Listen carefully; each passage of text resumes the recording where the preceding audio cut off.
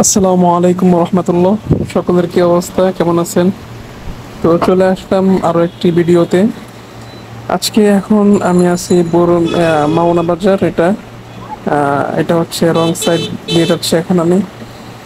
তো এরকম wrong side দিয়ে আসলে আহ, যেতেই হবে, কারণ সামনে যেহেতু ইউটার্ন নেই, যার কারণে আমাকে এই রং সাইড ধরতে হয়েছে।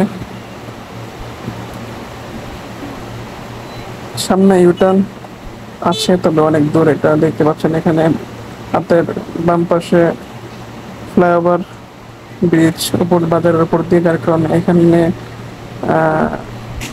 ইউটার্নটা অনেক দূরে দিয়েছে। এই জন্য আমরা এখান দিয়ে যাতায়াত করার সময় রং সাইড দিয়ে যাতায়াত করি আর কি।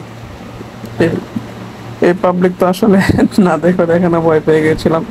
তো যাই হোক, রাস্তাঘাটে সকলের উদ্দেশ্যে বলবো, যখন রাস্তাঘাট পার হবেন তখন একটু সাবধানে দেখে শুনে পার হবেন, কারণ আসলে বাইকাররা কখন কোন দিক থেকে আসলে চলে আসে এটা তো বলা যায় না। তো আমরা যারা বাইকার আছি আমাদের একটু সাবধানে বাইক রাইড করতে হবে, যেন পাবলিকের কোনো সমস্যা না হয়। এভাবে গাড়ি চালাতে হবে। তো এখানে আসলে এই মোড়ে প্রায় সময় জ্যাম থাকে, কারণ এখানে যেহেতু ইউটার্নের কোনো ব্যবস্থা দেওয়া হয়নি, যার কারণে এখানে একটু জ্যাম লেগেই থাকে দুই পাশ থেকে গাড়ি আসার কারণে।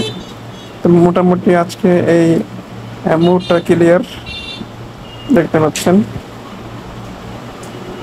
তো এটা হচ্ছে আসলে এখন আমি যে রুটটায় ঢুকলাম, এটা হচ্ছে বর্মি রুট। এই রুট ধরে আমাদের বাড়িতে যেতে হবে। তো এই সমস্ত রুটে আসলে এত বেশি গাড়ি টানা যায় না। ধীরে সুস্থে মাথা ঠান্ডায় গাড়ি চালাতে হয়, যার কারণে অনেক সময় একটু বিরক্ত হতে হয়। তো এখানে আসলে দেখতে পাচ্ছেন ওভারটেক, অটোর ওই পাশে অনেকটা জায়গা থাকার পরও সে রাস্তার মাঝখান দিয়ে যাচ্ছে। তো অটোওয়ালারা প্রায় সময় এরকম করে হাতের ডান অথবা বাম সাইডে জায়গা থাকার পরেও তারা একটু রাস্তার মাঝখানে চলে আসে। তো আজকের আকাশটা অনেক ভালো, ভালো লাগতেছে অনেক রাইড করে। দেখতে পাচ্ছেন এখানে ডাম্পটার দাঁড় করা রাখছে, আর এখানে একটুর জন্য আমার ব্রেক না দিলে আসছে খবর ছিল।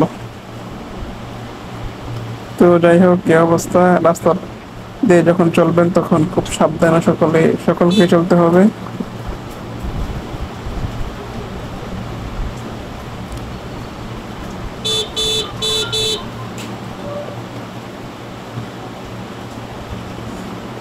আর এই ছোটখাটো রাস্তায় আসলে এরকম ট্রাক ঢুকলে পরে এদেরকে ওভারটেক করা অনেক কঠিন হয়ে যায়। দেখতে পাচ্ছেন আমার সামনে একটা ট্রাক, এরা এখন ওভারটেক করতে গেলে অনেক কঠিন হয়ে যায় আমার, কারণ যেহেতু এক লেনের রোড, প্রায় সময়